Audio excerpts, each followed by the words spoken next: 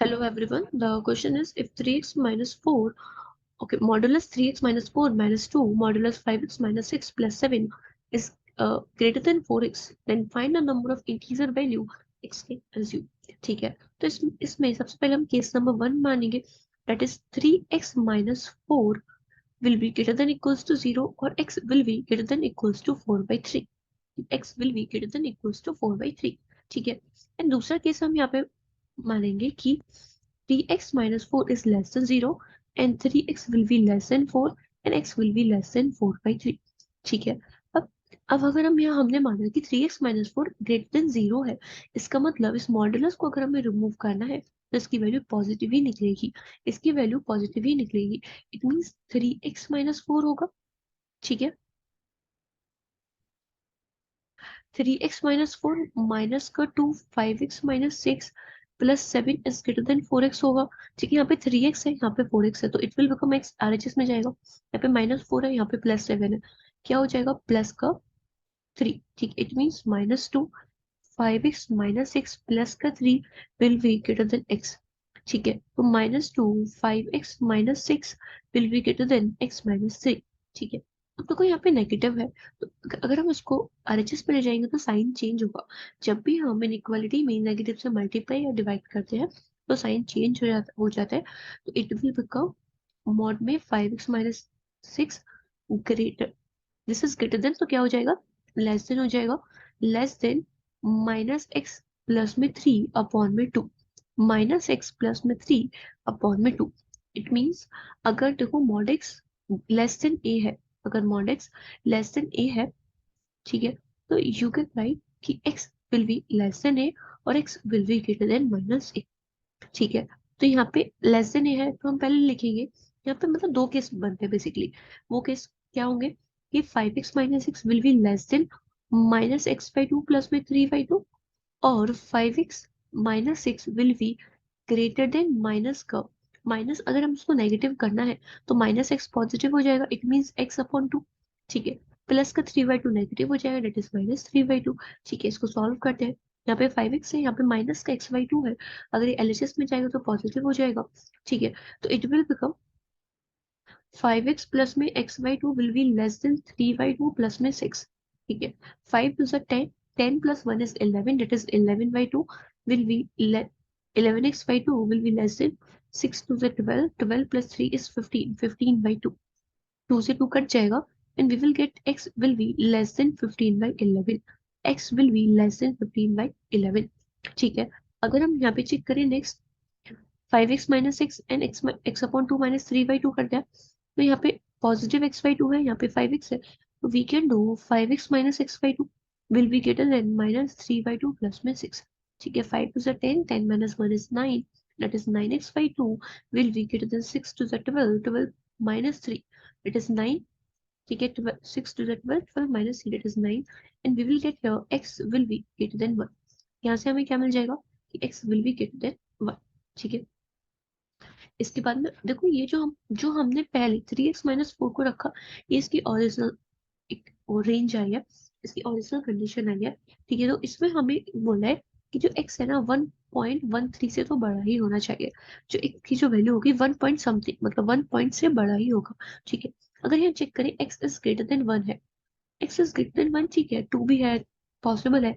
x is less than 15/11, it is 1 point something होगा, ये x is less than 15/11 है. ठीक है, तो यहाँ पे हम चेक करेंगे, जो यहाँ पे रेंज लाई करेगी, ठीक है, तो 1 और 15/11 के बीच में लाई करेगी. ठीक है, देखो अगर हम बिल्कुल अप्रोक्स निकालना चाहें तो ये कितना होगा 1.111 होता रहेगा.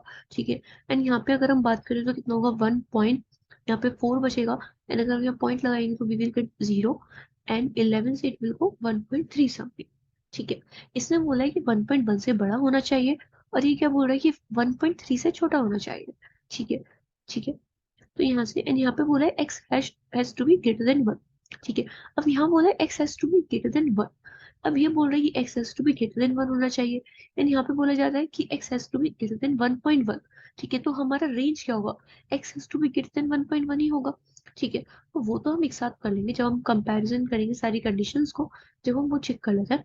लेकिन हमें यहाँ से क्या पता चला कि इसकी जो फाइनल रेंज होगी वो क्या होगी, x has to be less than 15/11 and but greater than 4/3। ठीक है, क्योंकि इसने बोला x has to be greater than 1। ठीक है ना, वो तो हमें पता है 1.1 से तो बड़ा ही होने वाला है। ठीक है, तो ये इसका कुछ ऐसा इफेक्ट नहीं हुआ, वो ओरिजिनल हमारी जो कंडीशन थी उसमें मिल जाएगी।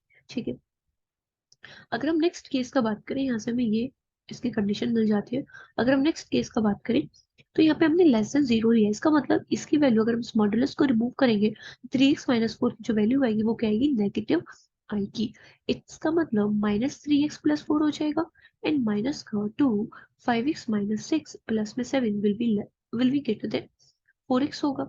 ठीक है, यहाँ पे माइनस का 3x है, 4x है, तो 7x हो जाएगा। यहाँ पे 7 है, यहाँ पे 4 है, इट इज 11।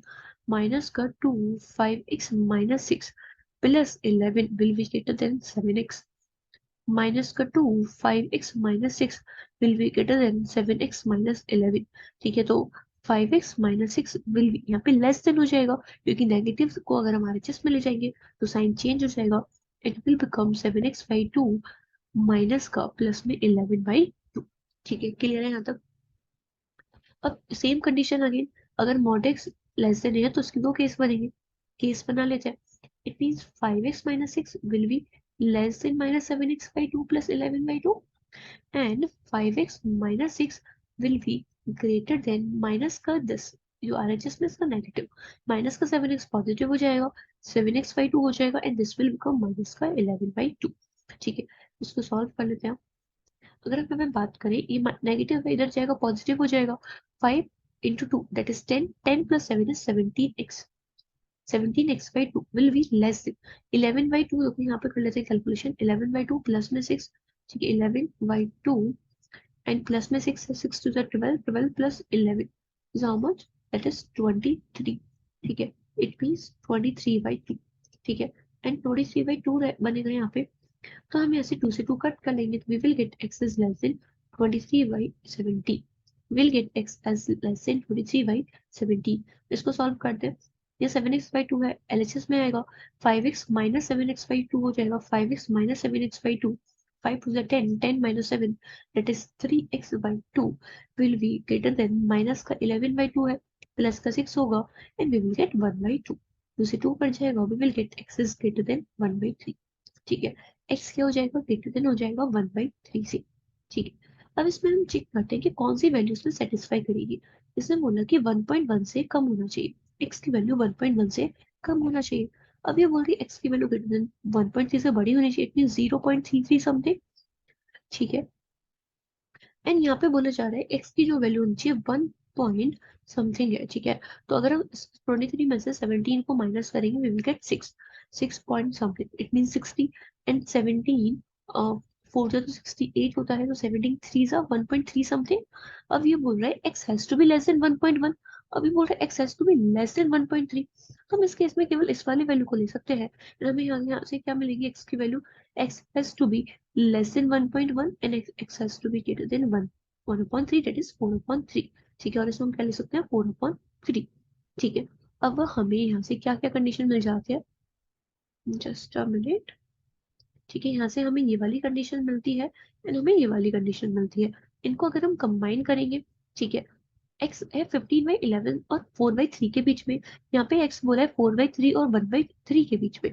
इट मीन्स यहाँ से कंबाइंड रेंज अगर हम फाइंड आउट करें तो क्या होगा, यहाँ से थोड़ा सा इरेज कर देता है।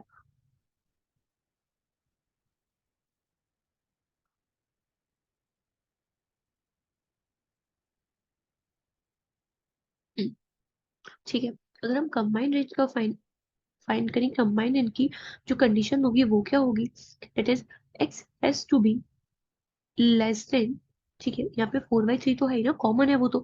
इसने बोला x has to be less than 15/11 but has to be greater than 1/3, but has to be greater than 1/3। ये हमें यहाँ से इसकी कंडीशन आ जाती है। हमें फाइंड आउट करना है integer value. 1/3 is 0.33 and 15/11 is 1.33 something. तो इसके बीच में कितने इंटीजर वैल्यू पॉसिबल है, दैट इज ओनली वन। तो वन ही है, वो भी अकेला है। It means the number of integer value is, so the correct answer for this question is 1। I hope you understand the concept here. Thank you.